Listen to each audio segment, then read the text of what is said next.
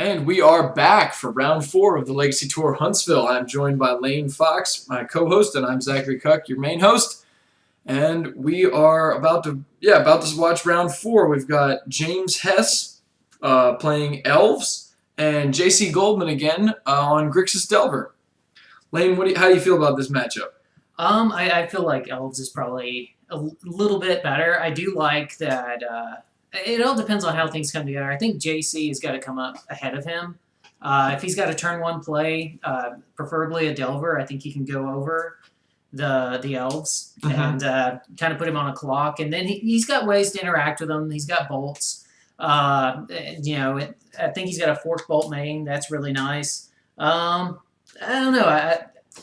Not being so familiar, I'm kind of giving the newcomers perspective on this. Right. I would think right offhand.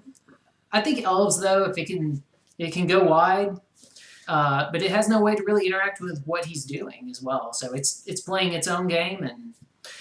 Yeah, in general, from experience, I've played a lot of Legacy. It looks like Elves. Its best matchups are the sort of the fair, aggro or grindy kind of decks in Legacy. It struggles a bit against combo and some of the more prison style decks, like we just saw Mud last round. It would struggle against that, but it is very strong against any deck trying to play just a traditional game of Magic with spells and creatures. Interactive Magic. Exactly. I mean, Elves is just a completely proactive deck. It's not a reactive deck, So exactly, I don't think it would do well against combo. I think you play blue and Legacy for Brainstorm and Force of Will. Yeah, because you want to have the selection and the interaction. And any deck that doesn't play those typically is trying to either be non-interactive. Well, no, they're always trying to be non-interactive. You're either a prison deck that's locking your opponent out, or you're a combo deck that wins before it matters. Yeah. So given that we've got Delver as a fair deck, I think that it's at a disadvantage. So I don't know what the outcome of this is. So I'm curious. Now we saw did James mulligan? Oh wait, I'm sorry. Yeah, I think he did mulligan. Okay, so. And it looks as though JC is on the play here, leading off with a ponder. So that's got to be a relief for James, for James to not see a turn 1 Delver or some other threat. Yeah, he's not under any sort of pressure here. Of course, he doesn't really have a good. Well, I don't know. Only Delver is really playing ponder. You don't really see Shardless playing ponder. So I would probably put him on Delver if he wasn't already familiar with what he was playing. Yeah, now I was gonna say if James isn't aware, opening up on a fetch land into an Underground Sea and a ponder, that can be any of the Delver decks. It can also signify Storm. No, Storm as well. But I think these two again, most of the players of this tournament are fairly familiar. Ooh, it looks like James kept a no-lander. He simply drew and passed the turn back. Oh, that's rough. That's. Yeah, That's a risky mulligan. I mean, I realize he was on a mulligan to 6, but boy. Yeah, also, too, I mean, he scryed as well. I mean, so maybe he was just kind of... banking on hitting a mana source in the first draw step or two? Yeah, so maybe he's... Well, I mean, like you said, I mean, he probably knows what he's on now, so I don't think he was... Maybe he's playing for information at this point. I don't know. It depends. I mean... This is bad. Yeah. He still doesn't have a land. It's going to be rough. Well, in any event, I mean, it was Elvish Visionary. Yeah, there you go. Well, it's not like JC's applying any pressure, so at least he has that going for him. He can dig his way out of this if he finds a land here in the next turn. Yeah. I think JC just drew a Young Pyromancer, so that's and he's got the Wasteland. Although the Wasteland isn't as good against Elves because if he finds a fetch land, he can just find a basic forest. Yeah. You can't cast Young Pyromancer with an Underground, so you have to get the Volcanic That first. is true. And do that, and I imagine he's got a 1-mana cantrip or something to follow up. Yeah. At this point, it's just really bad. I mean, the first few turns, I imagine, that's when you want to be playing Elf. I mean, you just want to dump your hand or start to get a presence going. And a Gataxian Probe makes it even better. And expect everyone else to catch up. Let's see what he did keep and why. Okay, so he's got double Nettle Sentinel, the Heritage Druid. So he had the full mana. Oh, he's got every piece. Green Sun Zenith and Natural Order. He basically had, if he had found a forest or a green mana source, Yeah, he he's had back on he had board. a turn 3 kill, combo kill. Like this is every piece you need to just go off, completely go ballistic, make all the mana and a crater hoof. So I can understand why he kept. High risk, high reward. Yeah, I mean, if he had seen the forest, I think JC would be very hard pressed to beat that hand. But given that he hasn't seen a land and JC's getting tons of time to set up, I don't know if he can come back from a deficit like this. Yeah. And there's a brainstorm for another token. And at this point, too, I have to imagine JC has some way to interact with what he's doing. Force of will or yeah, days, a days, yeah. It's I think it's kind of bad news, but I mean, you hang in there at this point. Yeah, I mean he's not dead yet. Yeah. And if he doesn't know his exact deck list, at least it's an opportunity to see what's going on. Yeah. Sure. Like for instance, here he hasn't done it, but we know that that JC is running a tropical island in the deck. So if he happened to naturally draw it and just played it out, even though he doesn't have Death Right on the table, it lets James know that there's the potential for Death Rights and maybe green cards in the sideboard, that kind of thing that he needs to be aware of. Yeah, I mean, if you're keeping a hand that's risky and it doesn't work out, it's worth not just straight conceding when things don't. And in this case, again, it's still not working out. Yeah.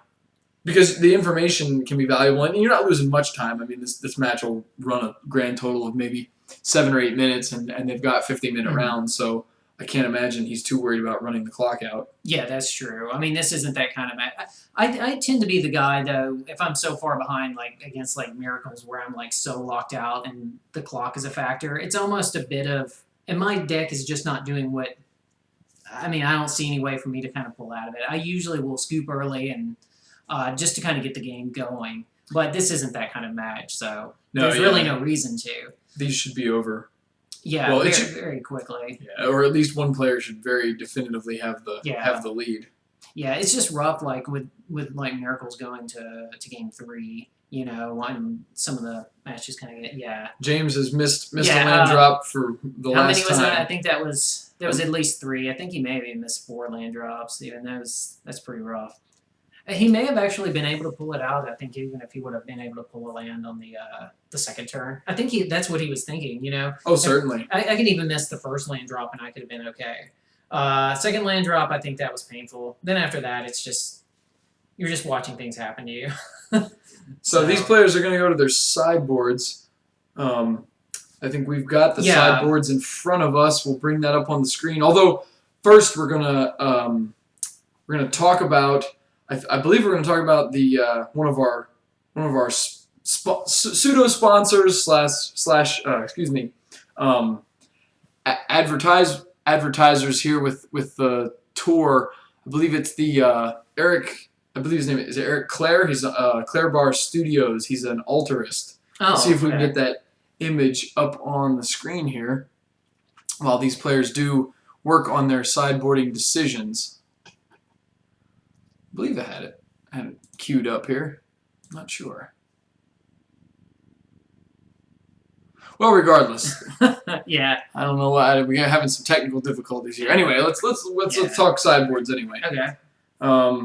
What do you think? You've got JC's list. What do you think he's bringing in? Well, I mean, I think you want to bring out. Let's see. He's going to be on the draw, so I don't know if that really is going to change. I think definitely the Forge Bolt comes in. Masker doesn't, because I don't really think he's going to be playing any sort of plane, so you're not going to get to play that for free. But you still may. I mean, maybe trying to wipe the board. But I still don't see it coming in. Flusterstorm, not so much. Spell Pierce. I could see Spell Pierce maybe even coming in. It helps out against the key combo win pieces. Yeah, you're shutting them off of things like early, Green Sun Zenith. Null Rod doesn't really do anything. Grafdigger's Cage, is it Natural Order they're playing out of the side? Yeah, Grafdigger's Cage is actually great against Elves. Yeah, it stops all of their combo style wins for the most part. Yeah, so I could see Grafdigger's Cage coming in. And maybe even Surgical? I don't know. Well, no, not Surgical. But yeah, I think Grafdigger's Cage and the Forge Bolt especially. Well, I don't know. What do you think? Being a little bit more well-versed. Those are good. I don't imagine Cabal Therapy is worth it. Yeah, it's probably... he doesn't have to sideboard much because this is probably a pretty favorable matchup pre-boarded. Yeah. Cabal therapy, I feel like you bring that in whenever against combo. Yeah, I mean, there's so many different pieces that work together in this. I mean, there's so much synergy in Elves that just pulling one particular piece out, the whole thing doesn't collapse on itself. Right. So, and anyway, from James's side, he's got a triple set of abrupt decays that could certainly do some work against the deck that's sort of reliant on 1/3/2 flying creature. Oh, there we do have our commercials. And this one's actually for the MTG Training Grounds. It's a video series that's being started by the tournament organizer for the Legacy Huntsville series. It's going to feature live, or no, not live, but recorded video competitive matches between players who are familiar with their decks. The first series is featuring some Legacy, but I think it'll cover lots of different formats in future episodes. So if you want to check that out, search MTG Training Grounds on YouTube. Anyway, back to sideboarding. James, he also has Cabal Therapies. I don't think this is the matchup for those. Oh, there you can see the sideboards have been brought up. Again, like I said, James, I don't believe he wants the Cabal Therapies. They're not for this matchup. That's more to fight combo. Pithing Needle's not of much use. Again, Rurik Thar the Unbowed, though. I think that's good. Yeah, this is the kind of deck that between Delver and Grixis Young Pyromancer, between those two where you're trying to resolve a bunch of instants and sorceries, Rurik Thar does a lot of damage. Scavenging Ooze can be good. It's a tough creature to deal with. It's large. It can get large. I don't think JC is as dependent on his graveyard as some decks like the Rug Delvers and Bug Sultai Delvers are. But it still could be brought in. Sylvan Library is probably a little slow. No Rods of No Use. And Progenitus, I'm not sure exactly what Progenitus, what matchup specifically it is for, although I know it is really strong against the Delver decks. I would think Rurik Thar would be better. I'm not sure when you have Rurik Thar on your sideboard what the Progenitus is specifically dealing with. Normally you would see one or the other. Yeah, I was thinking like maybe against Show and Tell or something, but theirs is better than yours. So, I Emrakul wins in the Progenitus Emrakul fight. I'm not sure what that's in the sideboard for. We could maybe query James at some point and see what he's using it for. But like I said, I think the Rurik Thar and the Abrupt Decays are certainly coming in. And they'll probably cut some number of the combo pieces knowing that JC's going to fight that. So we'll see probably 1 or 2 Natural Orders leave and probably a Green Sun Zenith. Now, watch there be like some kind of genius next level reason that the Progenitus is there. Sure, yeah, and we'll all be schooled on the power. Yeah, or on the comment section on YouTube, they'll just be like, I'm sure the viewers will remind us why Progenitus is awesome. Yeah, and be like, look at these guys. I mean, isn't it obvious? Yeah. And now, Lane, you played Shardless Sultai at this event. Yes. And we discussed a little earlier about how you're newer to the format. What other decks have you played? What is sort of your style, if you will? Modern. Okay. I tend to say modern. Not even the format is your style. Blue counter. What do they call it? Aggro counter. Basically when I was really happy in Mono Blue Devotion, old Delver. When Delver was in standard, I want to play. I play with a Delver. I want to flip my Delver with the Mana Leak, and I want to hide behind it the entire time. So it's the aggro controls or tempo style decks. Yeah, just get in ahead of them and then just stop what they're doing. And those are the ones. That's where I'm happiest.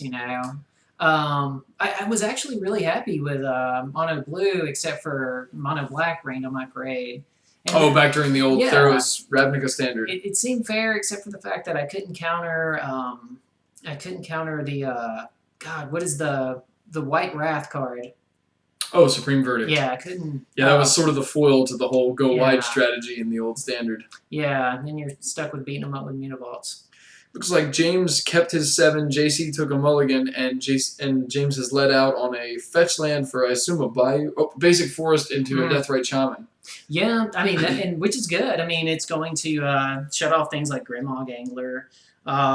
Plus that, you just kind of bleed him. It's then you got some mana coming in. I mean, he does everything. What is he? He's the 1 mana Planeswalker. Yeah, that's right. And I guess. He's got one of his own. JC's got his own. Yeah. I almost feel like I feel like it's a little bit more powerful on James' side than what JC is doing with it. Well, I think the primary use for JC is as a hybrid mana production Yeah, exactly. slash late game reach card. Mhm. Whereas in James's deck, by virtue of it being an elf, it is full on mana production. It has the side sort of niche use of getting around, say like a glacial chasm or an ensnaring bridge or something that would keep the elf deck from just finishing you off by attacking. Yeah, that's a good point. And it's also worth noting that it is one of the few elves that can survive something like an Engineered Plague or a Golgari Charm, being that it's a 1/2. So it leaves you with a body after a mini Wrath, if you will. So when you mention the mana production, I mean, do you get a little bit greedy here? Do you start eating your own yard? I mean, I think in this case he probably didn't, because he doesn't need the mana right now. Like he had, obviously he could have played Wirewood Symbiote, but I think he opted not to because he wants to be able to foil JC's mana development. See, mana is much easier for the Elves deck to produce than it is for the Delver decks. I was like, do I start eating my own mana, so that he can't eat it? Well, and if JC attempts to try and exile that Wooded Foothills from the graveyard, James can just respond and exile it himself. Yeah, so he's still... Yeah, he's leaving himself with more options, basically. What else are you doing at this point, So... It's like having the dueling scavenging gate is always fun, that interesting, While that's on the stack, I'll do mine. Yeah. It's sort of the more you see that a lot more in Modern. It's sort of the dynamic of the whole format with dueling oozes since Deathrite Shaman isn't legal. Yeah. We've got an end of turn fetch. It looks like he found Dried Arbor. Yep. That's the From the Vault version. Looks.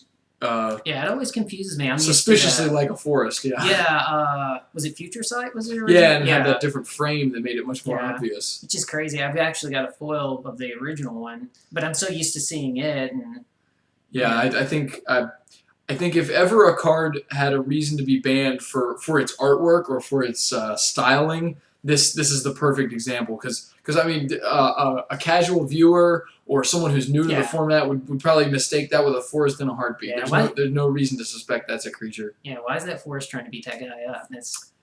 The more common scenario is when a player attacks not knowing there's a untapped blocker, and then surprise, there's a Dried Arbor here. Oh yeah, I can totally see that happening as well, because for all intents and purposes, it looks like forest. Yep. With that large mana symbol too. Now James is attempting to be a little less deceptive here. He's got the full art Zendikar style, or maybe Battle for Zendikar. That's a alternate Elvish Mystic. That's the FNM promo, right? Yeah. And his Dried Arbor looks different from his forest, but some players with a little less scruples will play the regular forests, like from a core set or something. And I guess we don't have core sets anymore. From a standalone expansion, and they'll hide their Dried Arbors in with them. Looks like for the second turn. Yeah, Delver didn't flip. Delver is being his usual disagreeable self. Interesting to note. I used to play Delver strategy in Legacy. I started out on the Sultai Delver before Grixis was really popular. I tried to play the Sultai version, and I quit playing it and switched to Infect primarily on the fact that I hated Delver. No, I hated that I could never get him to blind flip. It was too swingy. When the card's good, it's great, and when it doesn't work, it's infuriating. Yeah, it seems like they can blind flip the counterbalance more reliably than you can blind flip the Delver. Yeah, even when you're running almost 30 instant sorceries. So that shuts off the combo. Yeah, so he did bring it James. In. Yeah. And then we figured he probably would. It's good against the fast wins. Now it doesn't do anything against the real slow grindy wins, which we can assume James is probably more set up to do in the post board. Yeah. But you just can't bank on not seeing the combo, so you have to play.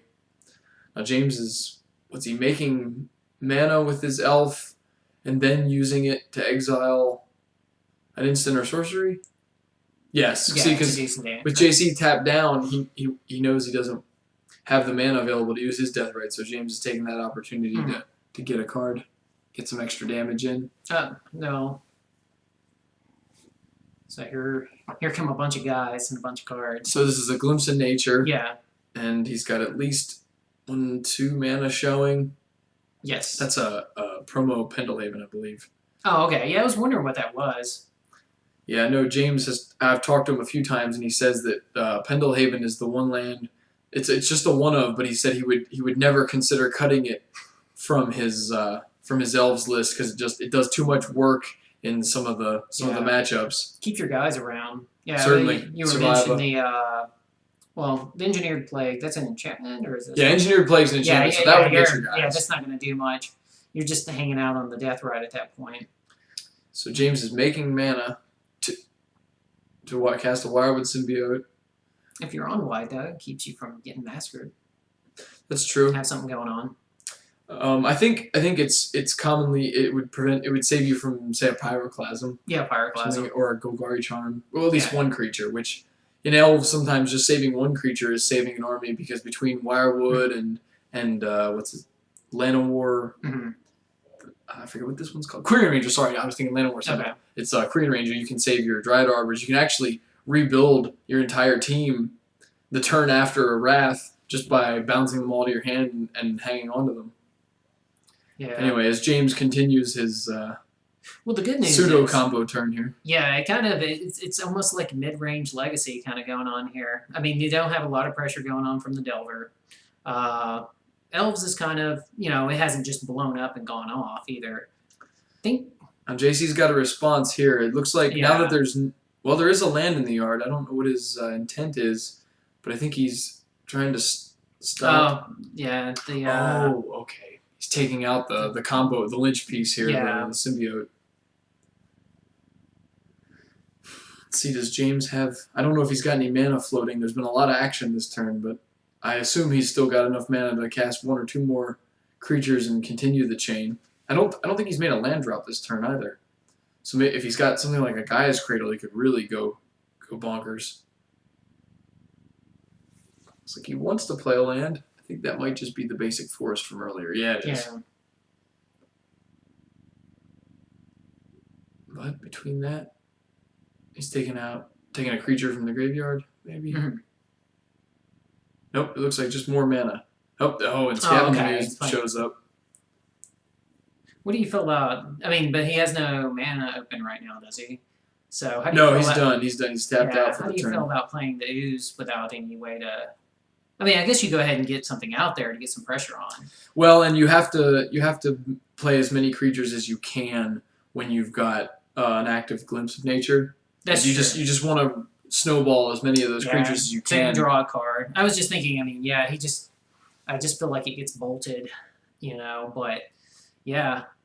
Well, in this case, I guess you got a card. James probably figures if the Ooze gets bolted, I've still got 3 other creatures plus probably half a dozen more in hand. That it's just not that big a loss. He's going to overwhelm him with numbers. Yeah, and he's not under any pressure. And it's also worth noting here that Disagreeable Delver has once again not flipped. No. So JC is struggling to get any sort of an offense mounted. Yeah, I feel like that's me over there on the right. And there was a Ponder earlier too, so it's just... So what happened, I think, was JC had it set up such that the Delver would flip, but he had to crack his fetch land to cast that Lightning Bolt, and now he does not have... Or he was not able to set up the Delver flip, and of course now it didn't flip, because... That's what happens when you shuffle, right? You don't get to... Yeah. So you ate the symbiote. All right, so we got the turns passing back. Delver misses again. No, my goodness. Nope, man. I could never do this. Yeah. I like my creatures more reliable than that. Yeah. Got the Merfolk with the Pearl Trident there. Yeah. Seems legacy playable.